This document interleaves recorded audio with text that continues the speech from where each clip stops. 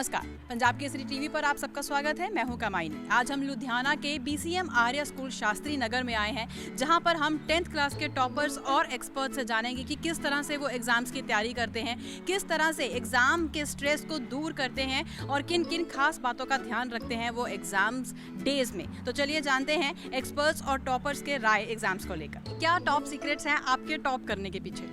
मेरा नाम गुरदेन सिंह है। मैं +1 नॉन मेडिकल में पढ़ता हूँ और मेरा टॉप सीक्रेट यही है कि आई गिव मेरा टाइम फॉर सेल्फ स्टडी बहुत ज़्यादा है। कितने घंटे मैक्सिमम जो आपकी स्टडीज़ हैं वो घर पर होती हैं?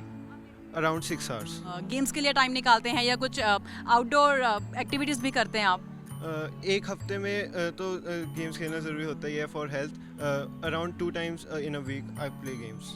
किस तरह से प्रिपेयर करते हैं अपने एग्जाम्स में? किन किन खास बातों का ध्यान रखते हैं? On extra topics, not only that we are having in our school books, extra topics पे भी ज़्यादा ध्यान देना पड़ता है कि जो अगर एग्जाम्स में कुछ बाहर से भी आए तो उसका भी आंसर हमें पता हो। मेरा नाम गौरव त्रिपाठी है। मैं +1 नॉन मेडिकल A का छात्र हूँ। क्या लगता है गौरव कि जब एग्जाम्स होते हैं तो पेरेंट्स का और एक्सपर्ट्स का कितना कंट्रीब्यूशन रहता है एग्जाम्स डेज में?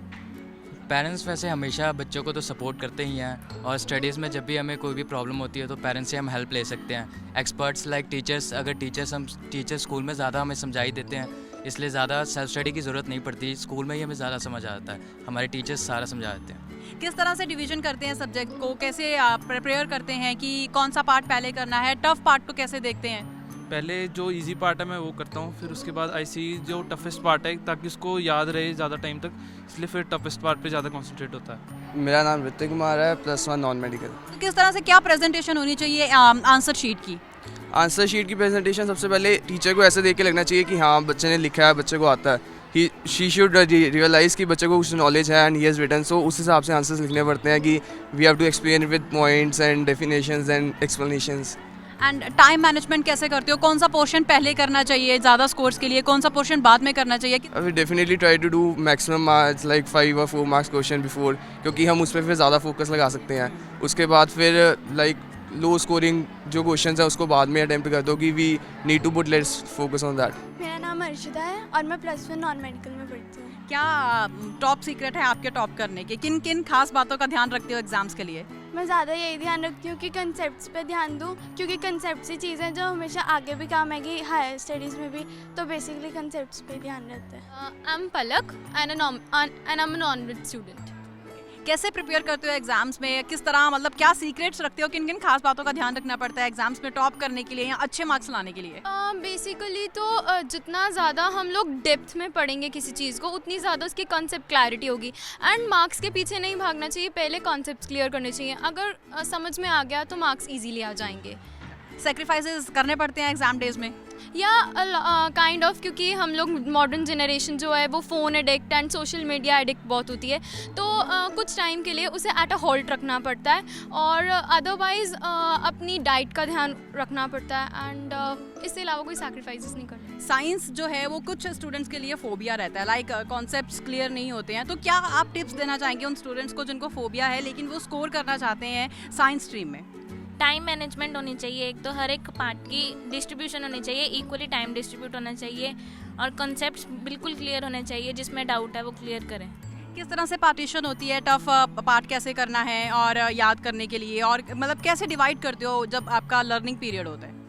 जैसे मैं डिफ़िकल्ट जो पार्ट होता है उसको लिख के थोड़ा कोशिश करना चाहिए कि वो अच्छे से क्लियर हो जाए। यहाँ के टॉपर्स के जो टिप्स हैं, फंडास है, वो आपको दे चुके हैं। उम्मीद है कि आपको पूरी हेल्प मिल रही होगी आपके एग्जाम्स की तैयारी करने के लिए। चलिए जानते हैं कि एक्सपर्ट्स का क्या कहना है, वो किस तरह के टिप्स हमें देते हैं। इट इज़ वेरी इंपॉर्टेंट कि बच्चा बिल्कुल प्लान्ड हो एंड प्लानिंग के साथ रेगुलरिटी में वो स्टडीज़ करे।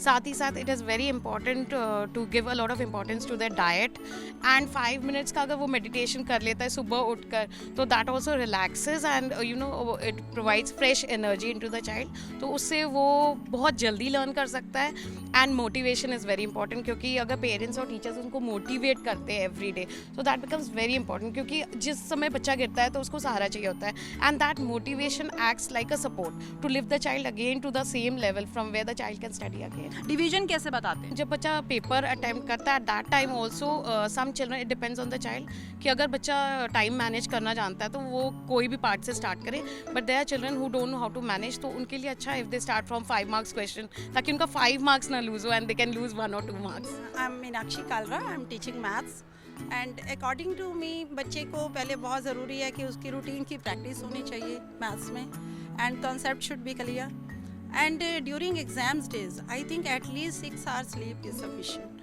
for them and as well as उनका जो nutritious diet should be there as well as we can say that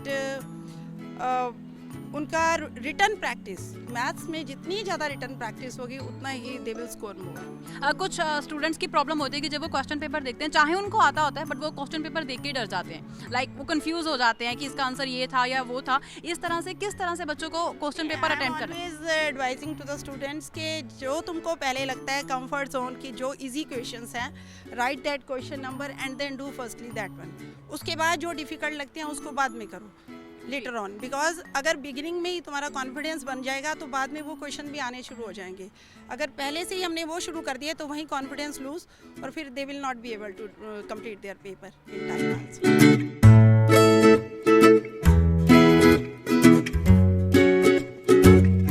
अलग अलग स्टूडेंट्स, अलग अलग एक्सपर्ट्स, लेकिन नए नए टिप्स और फंडास, यानी कि जब भी हम किसी से मिलते हैं तो कुछ नया सीखते हैं और उम्मीद है कि ये सारे नए टिप्स और फंडास आपको भी एग्जाम में ज़रूर मदद करेंगे। लेकिन ये सब यही ख़त्म नहीं होता, जल्द ही हम आपको मिलाएंगे नए एक्सपर्ट्स और टॉप स्टूडेंट्स से। आप देखते रहिए पंजाब केसरी.in। मैं हूँ कमायनी, कैमरामैन सतनाम के साथ।